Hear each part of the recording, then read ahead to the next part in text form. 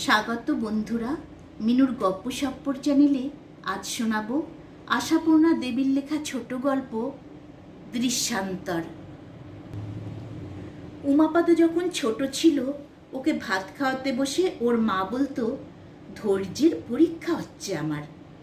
কাপড়ের দোকানে সেলসম্যানের কাজ নেওয়া অবধি মার সেই কথাটা আর কথার সুরটা মাঝে মাঝেই মনে পড়ে যায় উমাপদর, বিশেষ করে পুজোর বাজারে এবং মহিলারা দোকানে ঢুকলে। কিন্তু মহিলারাই তো ঢোকেন, সওদা ব্যাপারটা তো মহিলারাই ক্রমশ একচেটে করে নিয়েছেন। শুধু মহিলা নয়, বালিকা নাবালিকা সকলেই এখন নিজের ব্যবস্থা নিজে করে নিতে শিখেছে। অতএব একটা খুকিকে একটা স্কার্ট ব্লাউজ গছাতেও দোকানিদের ঘাম ছুটে যায়। উমাপদর অবশ্য কাটা কাপড়ের দোকানে কাজ নয়। উমাপদর বন্ধু সুরেন বলে, সে যা ঝকমারি রে দাদা, উফ, ছেড়ে দিলাম মনের ঘেন্নায়, তুই তো তবু সুখে আছিস। সুরেন এখন একটা স্টেশনারি দোকানে আছে, বলে, ভালোই আছি ভাই।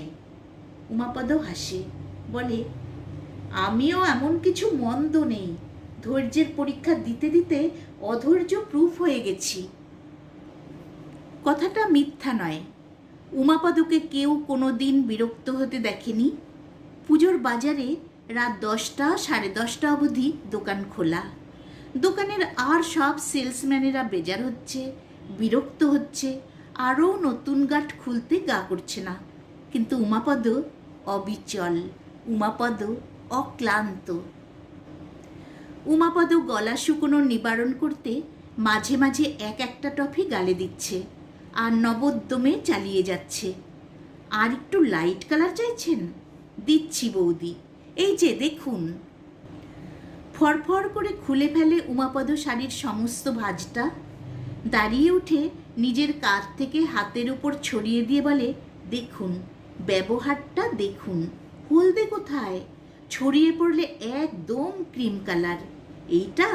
এটা বলছেন? না বৌদি, ও শাড়ি আপনাকে দিতে পারবো না, ও আপনাদের জন্যে নয়। আপনারা কোন জিনিস ব্যবহার করেন সে তো আমি জানি। আমিটার উপর বেশ খানিকটা জোর দেয় উমাপদ। তারপর শুরু করে, টাকার কথা তুলবেন না দাদাবাবু, টাকা তো হাতের ময়লা। বৌদির যখন পছন্দ, কি বলছেন, ধনেখালি নয়, টাঙ্গাইল নেবেন, সাদা বুটি, বলতে হয় এতক্ষণ, ওরে সুরেশ, টাঙ্গাইল সাদা বুটি জড়ি ছাড়া। এই যে দিদিমণি আসুন, কি নেবেন? বদল? কবে নিয়েছিলেন? পরশু?